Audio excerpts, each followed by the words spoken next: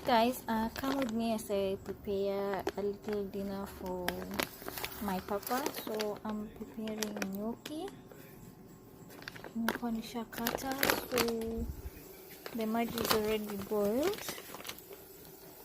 I put some little olive oil and salt in it. Oh, fudge. Mwe?